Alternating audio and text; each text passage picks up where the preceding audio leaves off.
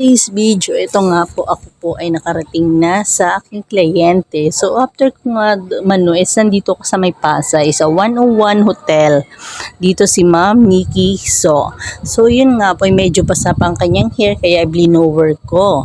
So after ko nga i-blower nito, ikukulot ko muna yung kanyang hair kasi meron siya pinapagaya sa aking hairstyle. Nakakatuwa lang dito sa client na to, yung alam mo yun, sobrang alam makipagkwentuhan. Yung kakwentuhan mo, akala mo matagal mo na siyang kakilala. Kaya ang sarap ng ganito mga kliyente. Kasi may mga kliyente kasi minsan makipagkwentuhan. Yung parang ilang ka. So, siya, masaya kakakwentuhan kasi alam mo yon, lahat ng ikinikwento mo, meron siya pang bato rin na ikikwento. Ang sarap kausap ng ganon. Kaya kampante siya. So, yun yung mas masarap. Mas masarap kasi sa ganito kasing industriya, sa akin kasi medyo matagal na rin ako sa industriya ng makeup. So, parang natural na lang din sa akin yung ginagawa ko. Kaya mas sanay ako sa buhok. Mas gusto ko yung inuuna kasi gawa nga ng yung hair, mas natatagalan ako. Minsan kasi mayroong mga kliyente na mas mahirap anuhin yung hair nila kasi minsan alam mo yung ang kapal or ang haba, so mas matagal. Paano kung nagmamadali na yung client tapos yung buhok niya hindi mo pa natatapos, yung makeup nga naayos pero yung buhok niya paano kung ano pa, Diyos ko, madalian na mangyayari yun. So ayun nga po, after ko nga nitong linagyan ko muna siya ng setting spray para magstay yung makeup sa kanya. After ko maglagay ng moisturizing, setting spray muna, and then naglagay na nga ako ng liquid foundation para yung setting spray nga po pala, momshi or sister or friend, ay yun po yung pang-palasting ng makeup para nag-hold yung makeup sa mukha mo, para kahit pagpawisan ka hindi basta-basta nabubura. Ayun po yung purpose ng setting spray. After nga po yun, ilinagyan ko na nga po ng concealer yung kanyang eye bag. Sabi niya nga medyo malaki yung eye bag niya kasi hindi siya nakatulog kagabi. Sabi ko, sige, tatago na lang natin kung kaya natin itago. Charot. Ayaw niya rin ng heavy ang makeup, so medyo light lang din, nag-light lang ng konti yung pagkakagawa ko sa kanya. So yun nga po, nakakatuwa lang itong talent na to. Ilan mo yung minsan inaaral ko, tinatanong ko minsan, nakakatuwa yung may mga, lahat talaga ng tao may talent eh. Kung ito yung talent ko, may talent kang ganyan, may talent kang ganito. Kaya sobrang thankful ako kasi ito yung talent ko.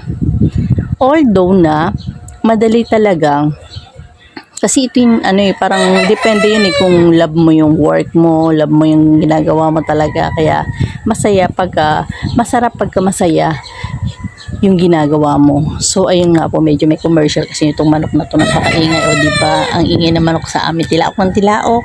Ayun, kung wala yung aso ko, yung manok naman na tumitilaok dito. So ayun nga po, linagyan ko na nga po ng kilay yung kliyente. Oh my gosh, lalo pang nag-ingay yung manok namin. So ito nga po, after ko nga lagyan ng kilay yung kliyente, natutuwa ako kasi sobrang kasi piling ko nga ito yung hotel, ito yung room namin before, pero hindi. Naku, napakaingay mong manok ka, wag kang maingay. So ayun nga po. So alam niyo po, kung meron po kayong problem o naghahanap po kayo ng mga nagme-makeup or makeup artist sa kapatid niyo, sa pamilya mo, why not, kung pwede niyo po akong PM, usap tayo sa presyo. Wala namang problema kung mag-uusap tayo sa presyo. Yung tamang lang naman din po, yung presyuhan natin. No? Madali akong kausap. So, yun nga po, hindi na ako makonsentrate kasi nga po, yung manok na lang po ata yung magsasalita dito. Nakakaloka. Ayun na nga po, sabi ko nga masaya kapag oh my God, yung manok na lang po talaga magsasalita dito sa ko na to, sa video ko. So, ayan nga po. Alam nyo mawawala ka sa konsentrasyon. So, ayun nga. Yung manok na lang po talaga nagsalita dito. Sa ganito kasing trabaho, masarap kapag ginagawa mo talaga yung best mo, lalo na yung mapipil mo yung saya ng kliyente na ibinigay mo yung effort mo. Kaya kadalasan meron kang tip na matatanggap. Yun yung nakakatuwa dyan. Kaya sobrang thankful ako kasi sobrang napapadalas yung tip ko ngayon na binibigay ng client sa akin kasi nai-enjoy nila yung service ko, na napipil ko na nasayahan sila sa ginawa ko. Kaya sobrang thankful din talaga ako. So, at susunod po yung manok na lang po ang magbo-voice over.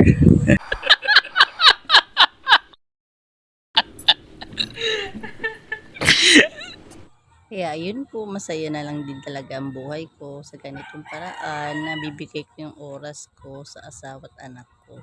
So happy ako sa loob ng bahay kahit medyo nakakapagod pero andito at happy together. Ang sabi nga, bigay mo yung time mo para sa pamilya mo.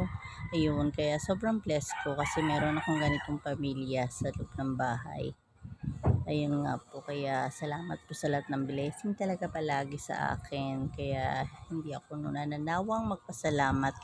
Kaya thank you po sa lahat po na nanonood ng vlog, ng mga video ko, ng reels ko.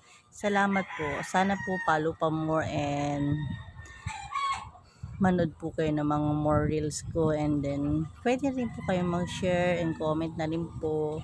Kaya if ever po na naghahanap po kayo ng makeup artist, willing po ako mag-makeup, basta sabihin nyo lang po ako or chat nyo po ako sa kanang location, basta malapit area lang po ng Manila ha.